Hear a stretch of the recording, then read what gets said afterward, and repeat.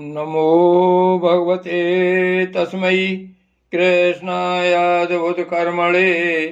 रूप नाम विभेदेन जगत कीर्तियो यतः सच्चिदानंद रूपाय विश्वोत्पत्त्यादि हेतवे तापत्रय विनाशाय श्री कृष्णाय वयं नुमः। श्रीमद्भागवत महापुराण तृतीय स्कंध 32वां अध्याय।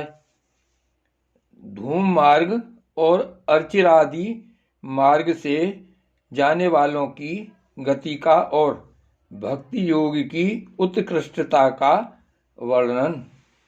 कपिल देव जी कहते हैं, माताजी, जो पुरुष घर में रहकर सकाम भाव से गृहस्थ के धर्मों का पालन करता है और उनके फलस्वरूप अर्थ एवं काम का उपभोग करके फिर उन्हीं का अनुष्ठान करता रहता है, वह तरह तरह की कामनाओं से मोहित रहने के कारण भगवत धर्मों से विमुख हो जाता है और यज्ञों द्वारा श्रद्धापूर्वक देवता तथा पितरों की ही आराधना करता रहता है।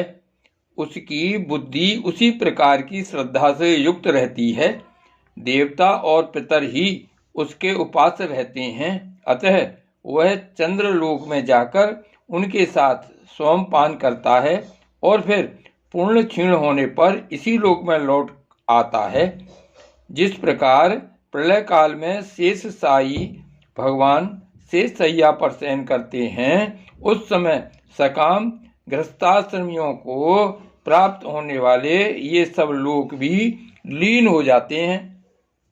जो विवेकी पुरुष अपने धर्मों का अर्थ और भोग विलास के लिए उपयोग नहीं करते, बल्कि भगवान की प्रसन्नता के लिए ही उनका पालन करते हैं, वे अनासक्त, प्रशांत, शुद्धचित्त, निर्वृत्ति धर्म पारायण, ममता रहित और अहंकार शून्य पुरुष स्वधर्म पालन रूप सतगुण के द्वारा सर्वथा शुद्ध चित्त हो जाते हैं। वे अंत में सूर्य मार्ग, अर्ची मार्ग या देवयान के द्वारा सर्वव्यापी पूर्ण पुरुष श्री हरि को ही प्राप्त होते हैं, जो कार्य कारण रूप जगत के नियंता, संसार के उपादान कारण और उसकी उत्पत्ति, पालन एवं संहार करने वाले हैं। जो लोग परमात्म दृष्टि से हृदय गर्भ की उपासना करते हैं, वे दो परार्थ में होने वाले ब्रह्मा जी के प्रलय पर्यंत उनके सत्यलोक में ही रहते हैं। जिस समय देवतादि से श्रेष्ठ ब्रह्मा जी अपने द्विपरार्थ काल के अधिकार को भोग कर पृथ्वी, जल, अग्नि, वायु, आकाश, मन, इंद्रिय, उनके विषय शब्दादि और अहंकार आदि के सहित संपूर्ण विश्व का संहार करने की इच्छा से त्रिगुणात्मका प्रकृति के साथ एक रूप होकर निर्विशेष परमात्मा में लीन हो जाते हैं, उस समय प्राण और मन को जीते हुए वे विरक्त योगी गण भी देह त्याग कर उन भगवान ब्रह्मा जी में ही प्रवेश करते हैं और फिर उन्हीं के साथ परमानंद स्वरूप पुराण पुरुष पर ब्रह्म में लीन हो जाते हैं। इससे पहले वे भगवान में लीन नहीं हुए, क्योंकि अब तक उनमें अहंकार शेष था।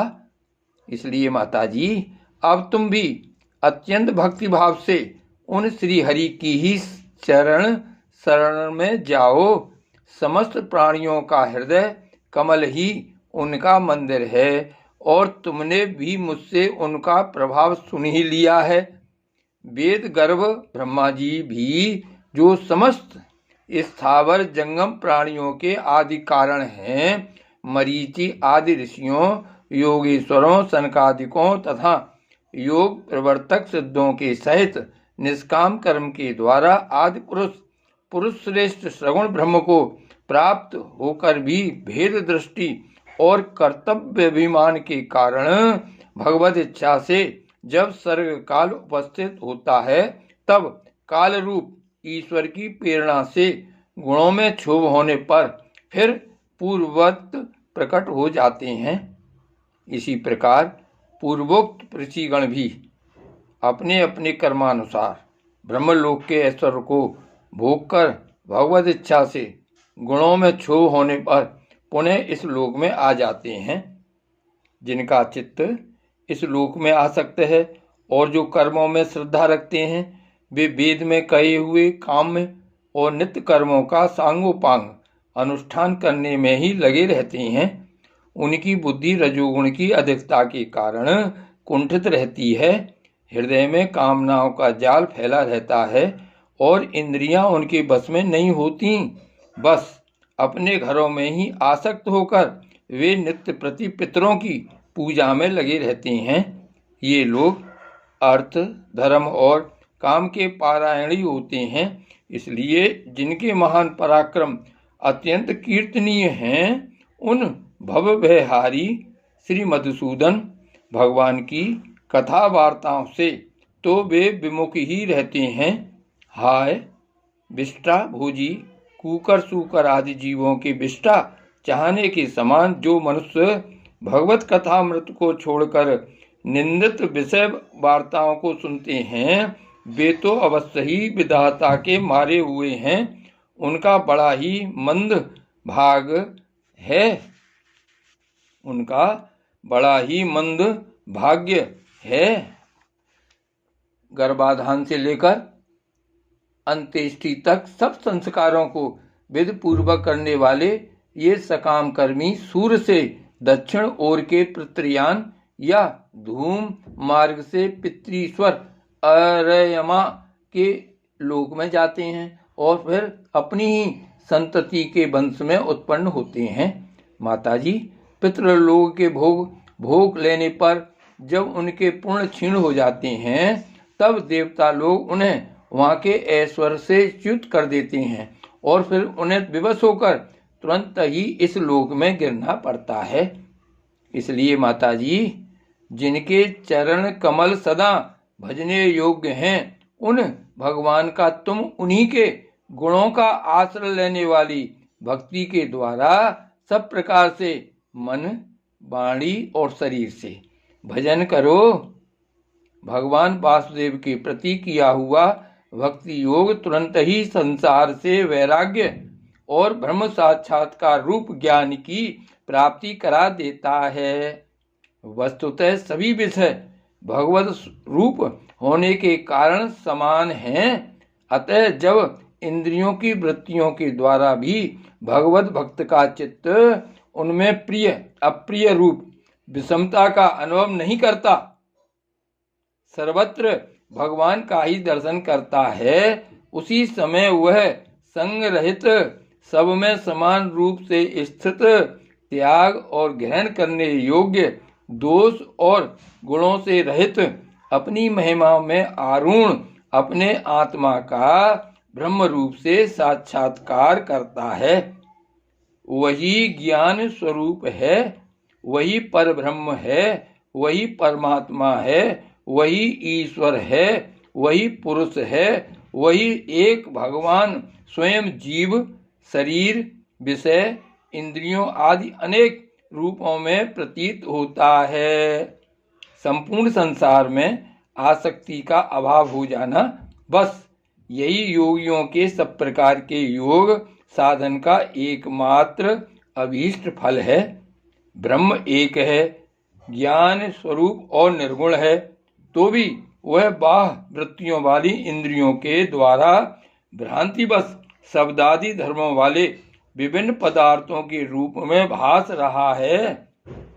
जिस प्रकार एक ही परब्रह्म में तत्व, वैकारिक, राजस और तामस तीन प्रकार का अहंकार, पंच महाभूत एवं 11 इंद्रिय रूप बन गया और फिर वही स्वयं प्रकाश इनके संयोग से जीव कहलाया, उसी प्रकार उस जीव का शरीर रूप यह ब्रह्मांड भी वस्तुतः ब्रह्म ही है, क्योंकि ब्रह्म से ही इसकी उत्पत्ति हुई है। किंतु इसे ब्रह्म रूप वही देख सकता है जो श्रद्धा, भक्ति और वैराग्य तथा निरंतर के योगाभ्यास के द्वारा एकाग्र चित्त और असंग बुद्धि हो गया है। पूजनीय माता जी, मैंने तुम्हें यह ब्रह्म साक्षात्कार का साधन रूप ज्ञान सुनाया, इसके द्वारा प्रकृति और पुरुष के यथार्थ स्वरूप का बोध हो जाता है। देवी, निर्गुण ब्रह्म विषयक ज्ञान योग और मेरे प्रति किया हुआ भक्ति योग, इन दोनों का फल एक ही है। उसे ही भगवान कहते हैं। जिस प्रकार रूप रस एवं गंध आदि अनेक गुणों का आश्रयभूत एक ही पदार्थ भिन्न भिन्न इंद्रियों द्वारा विभिन्न रूप से अनुभूत होता है, वैसे ही शास्त्र के विभिन्न मार्गों द्वारा एक ही भगवान की अनेक प्रकार से अनुभूति होती है। नाना प्रकार के कर्म कलाप, यज्ञ, दान, तप, वेदाध्ययन, वेद विचार, मीमांसा, मन और इंद्रियों के संयम, कर्मों के त्याग, विविध अंगों वाले योग, भक्ति योग, निर्वृत्ति और प्रवृत्ति रूप सकाम और निष्काम दोनों प्रकार के धर्म, आत्म तत्व के ज्ञान और दृढ़ वैराग्य, इन सभी साधनों से सगुण निर्गुण रूप स्वयं प्रकाश भगवान को ही प्राप्त किया जाता है। माताजी, सात्विक, राजस, तामस और निर्गुण भेद से 4 प्रकार के भक्ति योग का और जो प्राणियों के जन्मादि विकारों का हेतु है तथा जिसकी गति जानी नहीं जाती, उस काल का स्वरूप मैं तुमसे कह ही चुका हूँ। देवी, अविद्या जनित कर्म के कारण जीव की अनेकों गतियां होती हैं।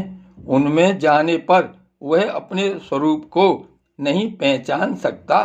मैंने तुम्हें जो ज्ञानोपदेश दिया है उसे दुष्ट, दुर्विनीत, घमंडी, दुराचारी और धर्मध्वजी, दम्भी पुरुषों को नहीं सुनाना चाहिए। जो विषय लोलुप हो, गृहस्थासक्त हो, मेरा भक्त न हो अथवा मेरे भक्तों से द्वेष करने वाला हो, उसे भी इसका उपदेश कभी न करे। जो अत्यंत श्रद्धालु, भक्त, विनयी, दूसरों के प्रति दोष दृष्टि न रखने वाला, सब प्राणियों से मित्रता रखने वाला, गुरु सेवा में तत्पर, बाह्य विषयों में अनासक्त, शांत चित्त, मत्सर शून्य और पवित्र चित्त हो तथा मुझे परम प्रियतम मानने वाला हो, उसे इसका अवश्य उपदेश करे। माँ, जो पुरुष मुझ में चित्त लगाकर इसका श्रद्धा पूर्वक एक बार भी श्रवण या कथन करेगा, वह मेरे परम पद को प्राप्त होगा। श्री भागवत भगवान की जय। श्री गोवर्धन नाथ की जय। श्री वल्लभाधीश की जय। श्री श्याम स्वरूप यमुने महारानी की जय। परम दयालु श्री गोसाई जी की जय। श्री गोकुलनाथ की जय। जय जय श्री गोकुलेश।